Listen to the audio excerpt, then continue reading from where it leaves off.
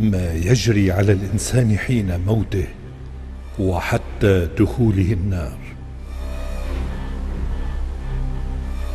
عن سعيد بن جناح قال: حدثني عوف بن عبد الله الأزدي عن جابر بن يزيد الجعفي عن أبي جعفر الباقر عليه السلام قال: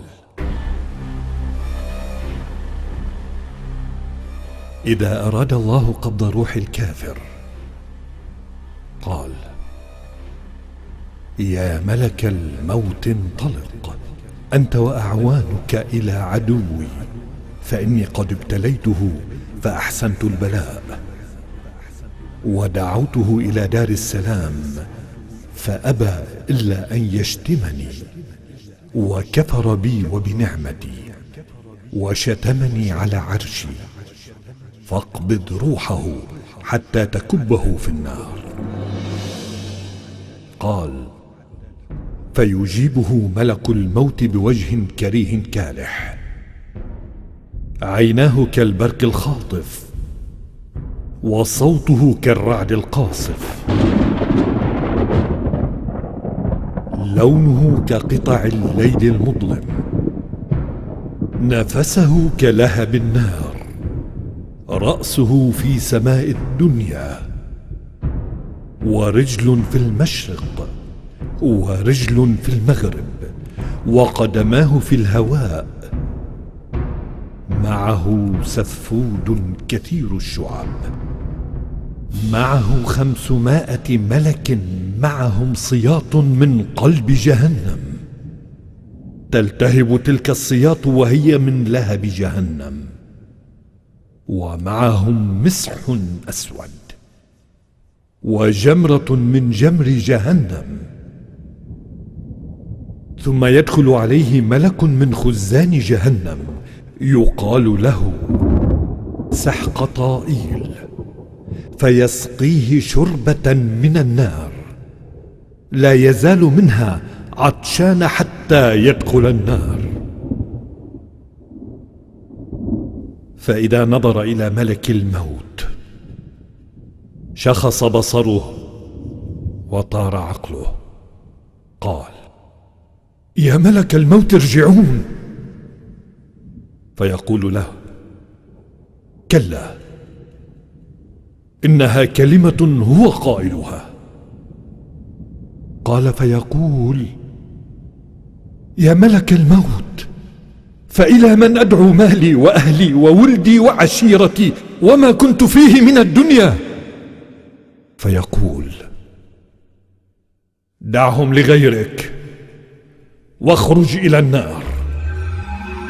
وقام فيضربه بالسفود ضربة فلا يبقى منه شعبة إلا أنشبها في كل عرق ومفصل، ثم يجذبه جذبة فيسل روحه من قدميه بسطة، فإذا بلغت الركبتين أمر أعوانه فأكبوا عليه بالسياط ضربة، ثم يرفعه عنه فيضيقه سكراته وغمراته قبل خروجها كأنما ضرب ب1000 سيف.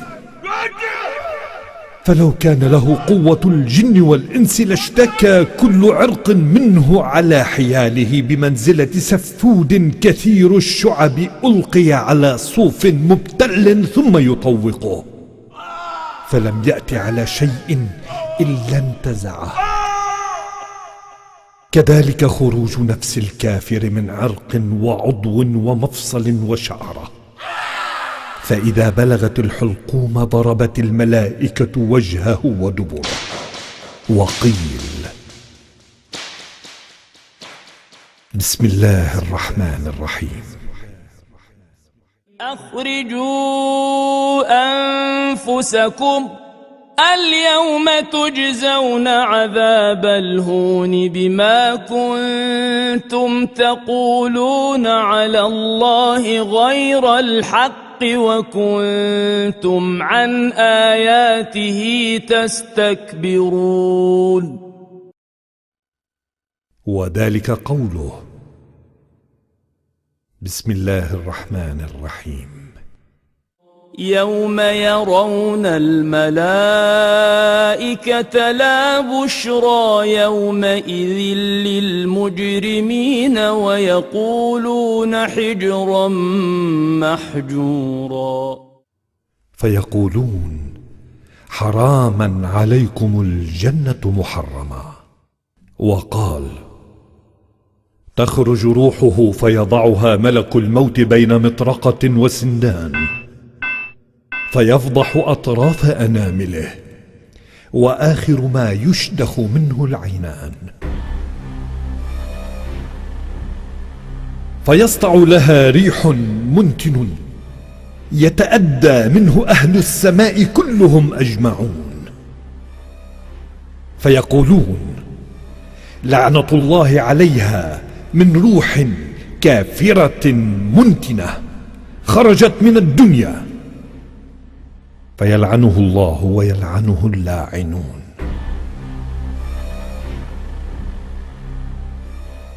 فإذا أتي بروحه إلى السماء الدنيا أغلقت عنها أبواب السماء، وذلك قوله سبحانه وتعالى: بسم الله الرحمن الرحيم، لا تفتح لهم أبواب السماء ولا يدخلون الجنة حتى يلج الجمل في سم الخياط، وكذلك نجزي المجرمين.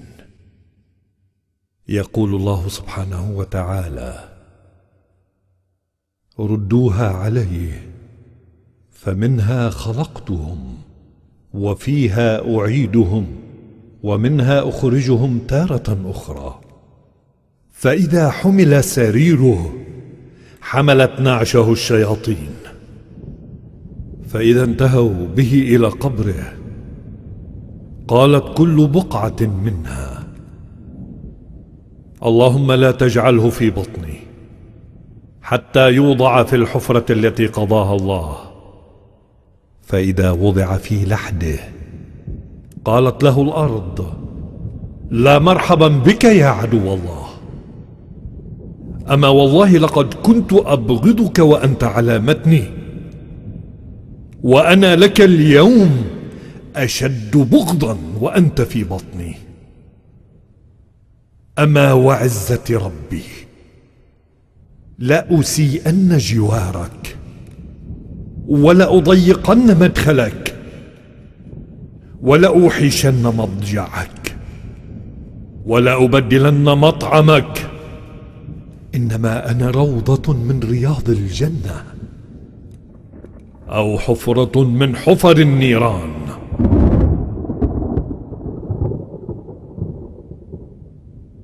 ثم ينزل عليه منكر ونكير، وهما ملكان أسودان أزرقان يبحثان القبر بأنيابهما ويطآن في شعورهما، حدقتاهما مثل قدر النحاس، وكلاهما مثل الرعد القاصف، وأبصارهما مثل البرق اللامع، فينتهرانه ويصيحان به، فيتقلص نفسه حتى يبلغ حنجرته، فيقولان له: من ربك؟ وما دينك؟ ومن نبيك؟ ومن إمامك؟ فيقول: لا أدري. قال: فيقولان: شاك في الدنيا وشاك اليوم، لا دريت ولا هديت.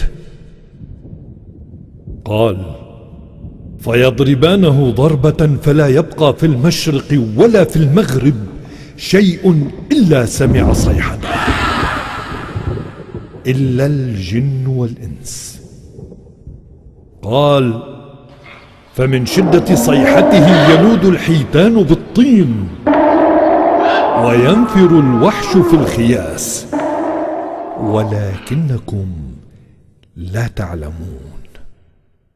قال: ثم يسلط الله عليه حيتين سوداوين زرقاوين تعذبانه بالنهار 5 ساعات وبالليل 6 ساعات، لأنه كان يستخفي من الناس ولا يستخفي من الله، فبعدا لقوم لا يؤمنون. قال: ثم يسلط الله عليه ملكين أصمين أعميين معهما مطرقتان من حديد من نار يضربانه فلا يخطئانه، ويصيح فلا يسمعانه إلى يوم القيامة. فإذا كانت صيحة القيامة اشتعل قبره نارا، فيقول: لي الويل إذا اشتعل قبري نارا، فينادي مناد: ألا الويل قد دنا منك والهوى، قم من نيران القبر إلى نيران لا تطفأ. فيخرج من قبره مسودا وجهه، مزرقة عيناه، قد طال خرطومه وكسف باله، منكسا رأسه، يسارق النظر فيأتيه عمله الخبيث فيقول: والله ما علمتك إلا كنت عن طاعة الله مبطئا وإلى معصيته مسرعا، قد كنت تركبني في الدنيا، فأنا أريد أن أركبك اليوم كما كنت تركبني وأقودك إلى النار.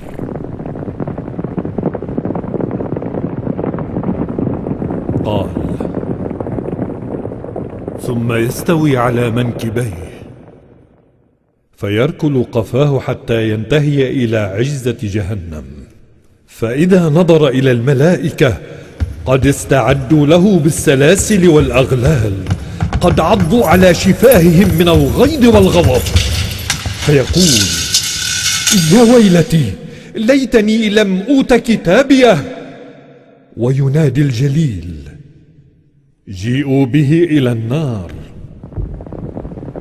فصارت الأرض تحته نارا والشمس فوقه نارا، وجاءت نار فأحدقت بعنقه، فنادى وبكى طويلا يقول: وعقباه وعقباه.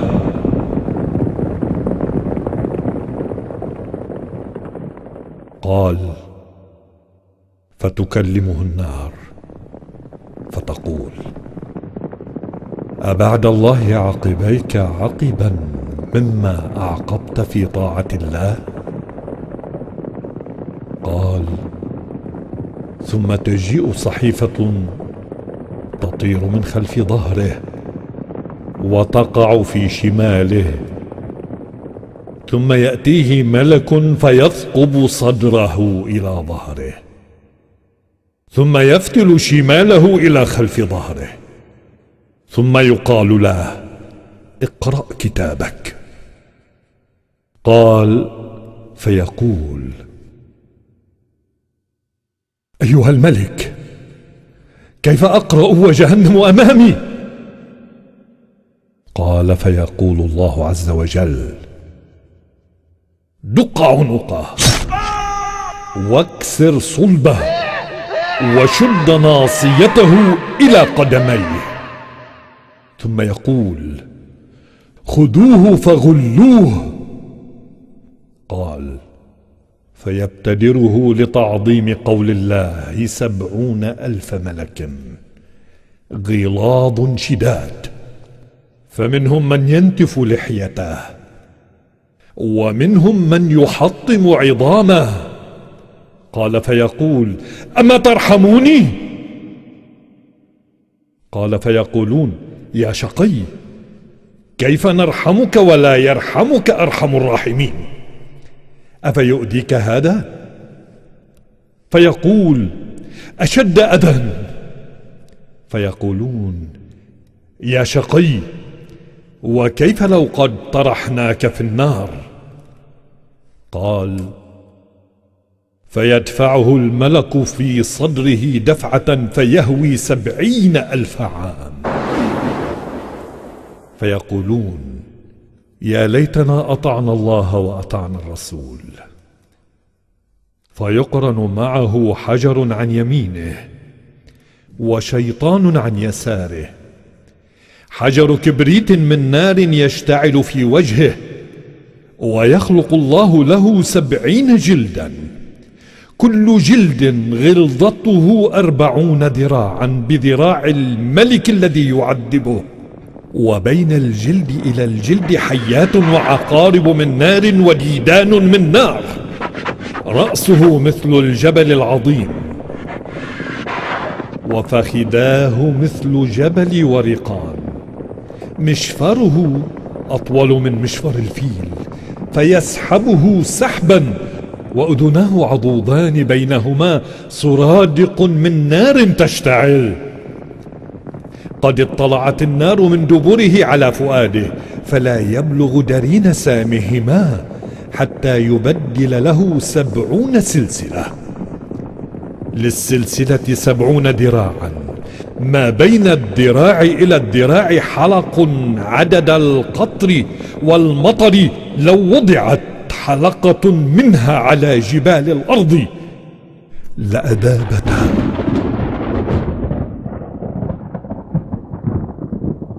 قال: وعليه 70 سربالا من قطران من نار، وتغشى وجوههم النار، وعليه قلنسوة من نار، وليس في جسده موضع فتر إلا وفيه حلقة من نار،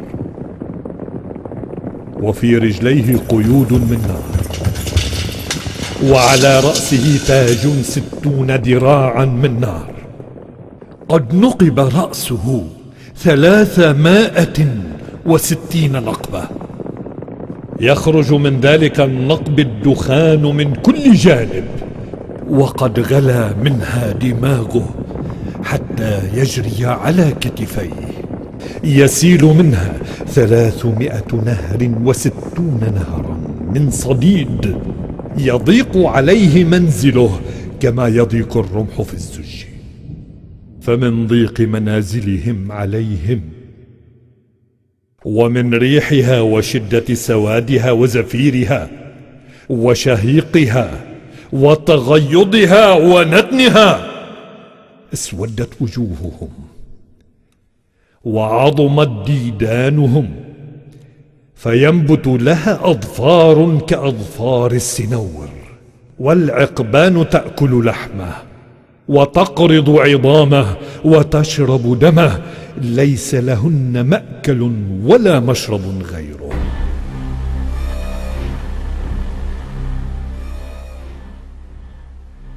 ثم يدفع في صدره دفعة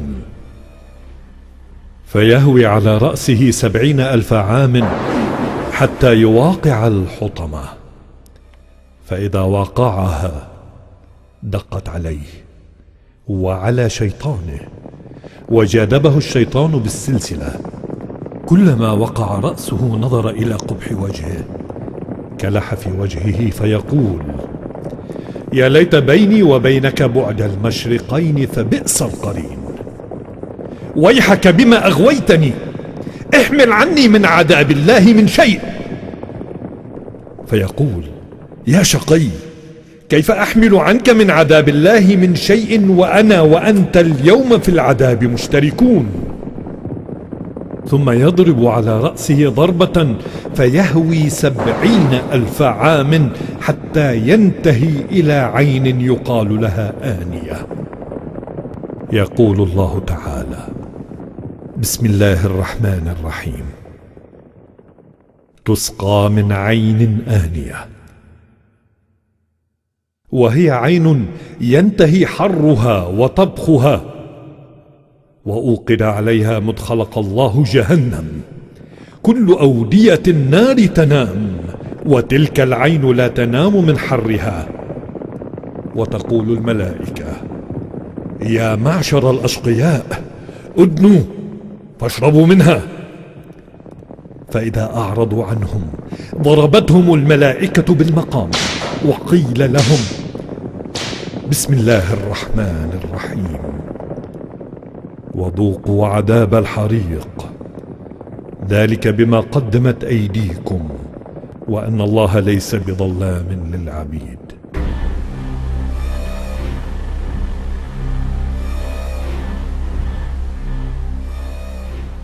قال ثم يؤتون بكأس من حديد فيه شربة من عين آنية فإذا أدني منهم تقلصت شفاههم وانتثرت لحوم وجوههم فإذا شربوا منها وصار في أجوافهم يصهر به ما في بطونهم والجلود ثم يضرب على رأسه ضربة فيهوي 70,000 عام حتى يواقع السعير فإذا واقعها سعرت في وجوههم فعند ذلك غشيت أبصارهم من نفحها ثم يضرب على رأسه ضربة فيهوي 70,000 عام حتى ينتهي إلى شجرة الزقوم عليها 70,000 غصن من نار في كل غصن 70,000 ثمرة من نار كل ثمرة كأنها رأس الشيطان قبحا ونتنا تنشب على صخرة مملسة سوخاء كأنها مرآة زلقة بين أصل الصخرة إلى الصخرة 70,000 عام أغصانها تشرب من نار ثمارها نار وفروعها نار فيقال له يا شقي اصعد فكلما صعد زلق وكلما زلق صعد فلا يزال كذلك 70,000 عام في العذاب وإذا أكل منها ثمرة يجدها أمر من الصبر وأنتن من الجيف وأشد من الحديد فإذا واقعت بطنه غلت في بطنه كغلي الحميم فيذكرون ما كانوا يأكلون في دار الدنيا من طيب الطعام فبينما هم كذلك إذ تجذبهم الملائكة فيهوون دهرا في ظلم متراكبة فإذا استقروا في النار سمع لهم صوت كصيح السمك على المقلاة أو كقضيب القصب ثم يرمي بنفسه من الشجرة في أودية مذابة من صفر من نار وأشد حرا من النار تغلي بهم الأودية وترمي بهم في سواحلها ولها سواحل كسواحل بحركم هذا فأبعدهم منها باع والثاني ذراع والثالث فتر فتحمل عليهم هوام النار الحيات والعقارب كأمثال البغال الدلم لكل عقرب 60 فقارا في كل فقار قلة من سم وحيات سود زرق مثال البخاتين فيتعلق بالرجل 70,000 حية و70,000 عقرب ثم كب في النار 70,000 عام لا تحرقه قد اكتفى بسمها ثم تعلق على كل غصن من الزقوم 70,000 رجل ما ينحني ولا ينكسر فتدخل النار أدبارهم فتطلع على الأفئدة تقلص الشفاه وتطير الجنان وتنضج الجلود وتذوب الشحوم ويغضب الحي القيوم فيقول يا مالك قل لهم ذوقوا فلن نزيدكم إلا عذابا يا مالك ساعر ساعر قد اشتد غضبي على من شتمني على عرشي واستخف بحقي، وأنا الملك الجبار. فينادي مالك: يا أهل الضلال والاستكبار والنعمة في دار الدنيا، كيف تجدون مس سقر؟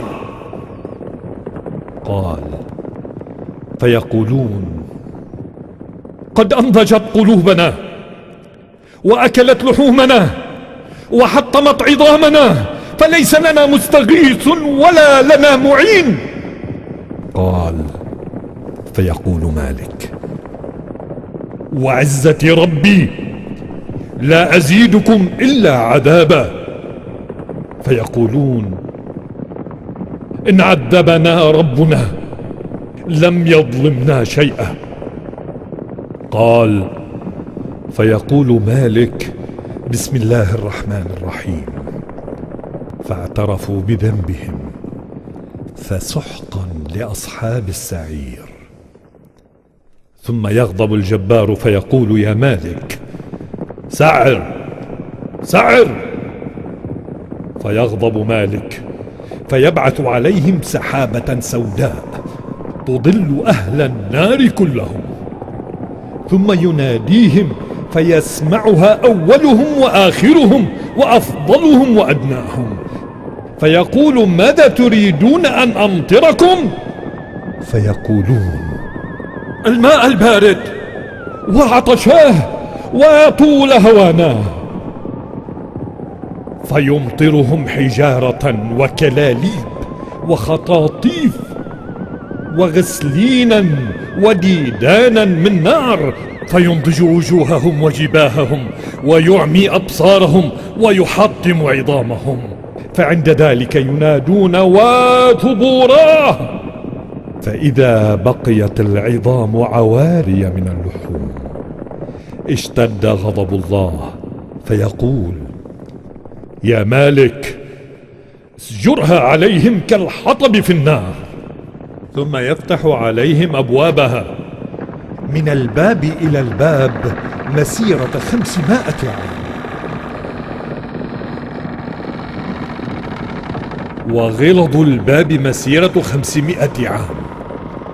ثم يجعل كل رجل منهم في 3 توابيت من حديد من النار بعضها في بعض، فلا يسمع لهم كلاما أبدا، إلا أن لهم فيها شهيقا كشهيق البغال، وزفيرا مثل نهيق الحمير، وعواء كعواء الكلاب، صم بكم عمي، فليس لهم فيها كلام إلا أنين. فيطبق عليهم أبوابها ويسد عليهم عمدها، فلا يدخل عليهم روح أبدا، ولا يخرج منهم الغم أبدا، وهي عليهم مؤصدة، ليس لهم من الملائكة شافعون ولا من أهل الجنة صديق حميم. وينساهم الرب ويمحو ذكرهم من قلوب العباد، فلا يذكرون أبدا.